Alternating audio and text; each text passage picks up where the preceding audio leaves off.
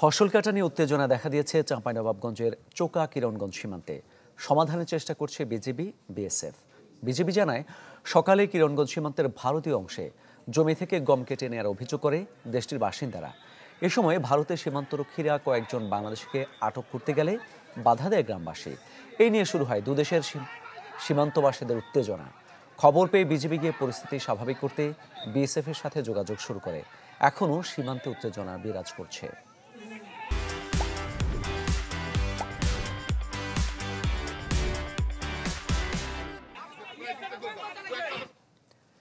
এ বিষয়ে আরো খবর জানাবো আপনাদের। সরাসরি যোগ দিচ্ছেন সহকর্মী আনোয়ার হোসেন। আনোয়ার, সীমান্তের পরিস্থিতি এখন কেমন সেটা একটু জানাবেন, আর উত্তেজনা কমাতে দুই দেশের সীমান্তরক্ষী বাহিনী কি ধরনের পদক্ষেপ নিয়েছে? হ্যাঁ মামুন, আপনি যেমনটি বলছিলেন, এই মুহূর্তে চাঁপাইনবাবগঞ্জের কিরণগঞ্জ এবং চোকা সীমান্তে উত্তেজনাকর পরিস্থিতি বিরাজ করছে।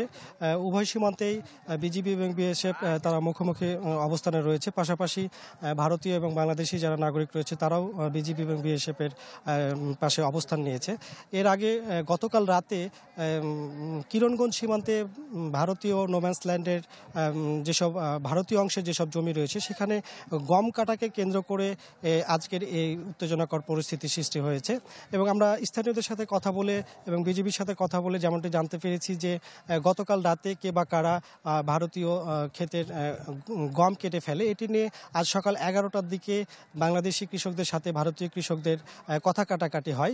এক পর্যায়ে ভারতীয় জনগণ বিএসএফ সাথে কেটে নিয়ে এসে বাংলাদেশি নাগরিকদের তুলে নিয়ে যাওয়ার চেষ্টা করে। এই খবর জানার পরপরই বাংলাদেশি সীমান্তে যারা লোকজন রয়েছে তারা বিজিবি, বিএসএফ এবং ভারতীয় নাগরিকদের প্রতিহত করে। এরপরেই উভয় সীমান্তেই সংঘর্ষে জড়িয়ে পড়ে বেসামরিক নাগরিক।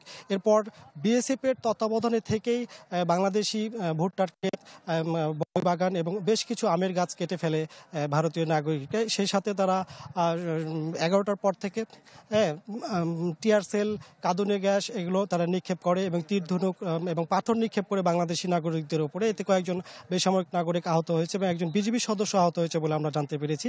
তো এই মুহূর্তে বিজিবি যেমনটি জানিয়েছেন যে তারা জনগণকে প্রশমিত করার চেষ্টা করছেন উত্তেজনা, এবং পতাকা বৈঠকে তারা প্রস্তুতি নিচ্ছেন। তো পতাকা বৈঠকের পরেই এই উত্তেজনাকর পরিস্থিতি সবশেষ আপনাদেরকে আমরা জানাতে পারবো।